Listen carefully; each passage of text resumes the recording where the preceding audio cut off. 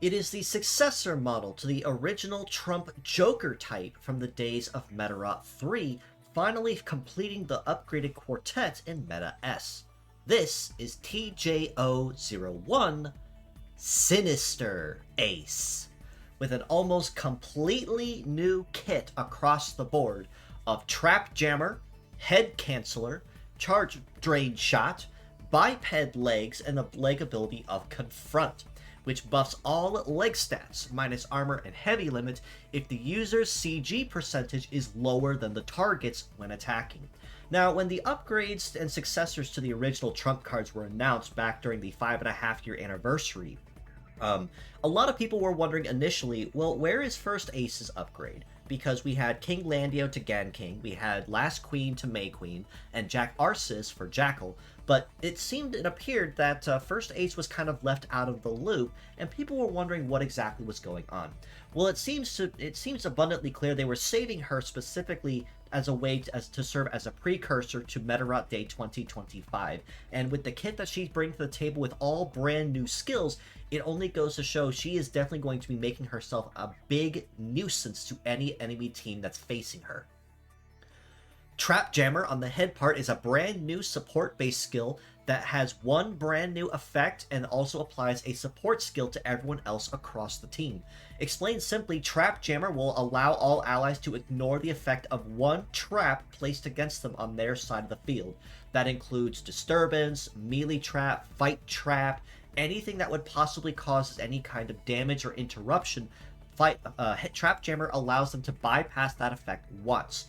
Additionally, it also provides an effect of field control to all allies, which will change all allies' leg terrain compatibility to A rank, period, if they're not already A rank or better, and it will fully cap out their heavy gauge at 3 no matter what, as long as the effect remains active. So not only are you able to fully nullify traps and bypass them once, as long as this effect is active, but you also have a semi-permanent terrain compatibility, forced terrain compatibility matchup anytime that effect is active. And given that it has a heating and cooling in the low to mid thousands, it makes it very easy for Sinister Ace to fire this just as quickly without anything possibly countering her or getting in her way. Head Canceller on the right arm is basically just a basic canceller, which upon attacking a part will prevent its use for a set amount of turns or a limited amount of time, or in some cases even negate leg abilities to a degree. But this version of it is just a little bit more different, in the fact that you'll notice it has a very low base power at a flat 100. Now, you're probably looking at that going, but Kuro, why would something have such a low power at level 100?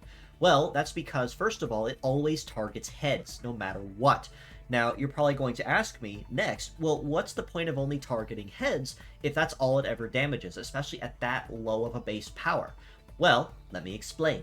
This is going to be a fantastic way to serve as a clincher and color to any kind of CG charge reliant strategies that use, say, Full Charge Extreme, Full Charge Kai, or in some cases of PvP, it might even negate the effects of something like Burn Blast, which is a head part. So this makes it extremely easy, not necessarily for power, but more the ability to cull anything that would be potentially dangerous as a head skill that you want to get rid of sooner than later without actually breaking it. And with high heating and cooling and a success at over 1200, you're going to be pretty hard pressed for anything that's actually going to be able to dodge or graze this. Charge Drain Shot on the left arm again is another new skill, but basically it's just Charge Drain but shooting. Essentially, upon attacking the target, it will drain a certain amount of Metaforce gauge from their meter, and also refill a chunk of your gauge with a percentage of the damage that you dealt. So this makes it very good also for stalling charge reliant strategies, while also progressively and passively filling up Sinister Ace's own. Biped Legs means that Sinister Ace will have fairly good coverage across all terrains, but that's also before Trap Jammer's field control effect comes into effect, which is, of course, A rank across the board. But her leg stats as well are honestly pretty nice too. With a base mobility of 935, she's off to a very good start in the speed department. An evade of 1251 is also very good, as this means she can dodge or graze fairly consistently with no real trouble. A melee resist of 1038 and a shoot resist of 1146 are also both very nice, kind of in that middle ground you want to be at, which allows her to be able to tank hits fairly decently without them breaking her too easily. She is surprisingly bulky in the armor department too, which, given her design, I think is fully to be expected. With a head HP of just shy of 4400, arms almost 3800 apiece, and legs at almost 4200, she is fairly bulky in the HP department as well, so for any hits that do end up going through, she is able to kind of tank it fairly easily. It is also worth noting that as a specific type of interrupt type, her very high heating and cooling and very high success stats will definitely come in handy in guaranteeing that she can fire things off quickly without anything getting in her way or stopping her.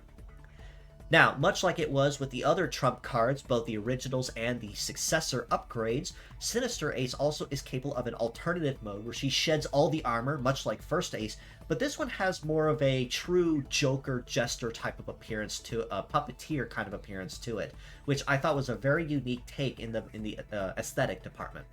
But in this form, she exchanges her kit out entirely for Insanity, Needle Guard, Comeback, Float Legs, and the leg ability of Bullet Charge, which buffs the power and success of equipped shooting skills and provides CG if the user has more shooting skills than the target.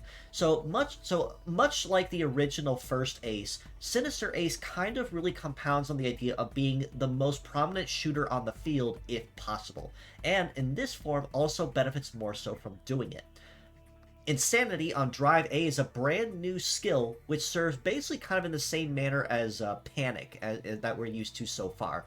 But in this form, Insanity serves as a twofold condition based on when you attack the target. If you attack a target in heating phase, Insanity behaves as Slip, which has the ability to instantly cancel the target's next incoming move and force them to begin their cooldown phase right where you catch them. If you catch them in cooldown instead, Insanity, as the name may imply, will inflict a stack of confusion on the enemy, which means that for the next 3 turns or until attacked, the enemy cannot choose their next target or their next skill. And, to clarify it, yes, this does also mean that there is a chance they can attack friendly allies or they can support enemies instead.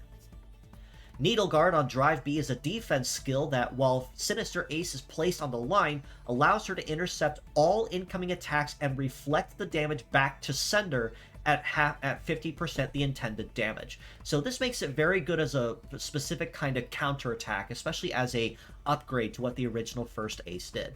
Now granted, she is still weak to anything that will try to counter that, such as bug, virus, freeze, or anything of the like, but raw damage in particular will definitely be culled very easily and very quickly with having 50% of that damage turned back on them. For instance, Burn Blast or Max Shot might absolutely be instantly one-shot back onto themselves because of Needle Guard. Comeback, and the last new skill that Sinister Ace is introducing, is also another kind of conditional effect based on when you attack the target. If you catch a target in heating phase, it serves as Slip, much like Insanity does, for instant turn cancel and instant beginning of their cooldown. But Comeback, as the name implies, also has a suction effect to it, which means that you can pull enemies closer to Sinister Ace and potentially stall their cooldowns, which works incredibly well if you catch them in heating and then pull them to the command line, essentially like they just wasted a turn doing nothing. Float Legs means that Sinister Ace in this form will have good coverage across all terrains at A rank across the board, and the leg ability of Bullet Charge is also nice too, as long as the enemy has 2 or fewer shooting parts equipped, every time Sinister Ace attacks while in meta chain, she gets a little bit of CG back, and her power and her success also go up considerably. All this being said though, as a pure set score, I honestly have to rate Sinister Ace kind of a well-rounded, decent 7 out of 10. Mostly on the grounds that while she definitely is not a DPS kind of role, the kind of possibilities that she has for serving as an interruption to any enemy teams does make her just as invaluable. Being able to slip very easily with just a couple of different modes in her meta change mode, having the head canceller and charge drain for stalling a lot of enemy movements, and trap jammer also is very good as a positive buff to herself and all allies. And in alt mode, having Bullet Charge also gives her a little bit more in the punish area if you choose to go that route. However, it is worth noting that, unfortunately, her skills are kind of weird, as again, she is not a DPS type, so do not be expecting any kind of damage out of her. As mixed parts, I do have to rate her just a little lower at a 6 out of 10. Primarily on the grounds that you will be missing out on a lot of the reasons that Sinister Ace will be on the field, such as with Needle Guard or having Comeback or Insanity to really start stalling enemy movements and essentially play as a pseudo turn skipper based on how you choose to catch them. And given that both Insanity and Comeback both have fairly solid heating and cooling, that's going to be kind of a big sacrifice to miss out on. However, having Charge, Drain Shot, and Head Canceller, and even Trap Jammer to a point, might also be really good to make use of anytime that you are able to do so. Bottom line is, if you plan to use Sinister Ace, or in this case the Emanator of Elation I suppose I could call it, in any form of capacity, using her as a pure set probably would yield you more mileage than as mixed parts.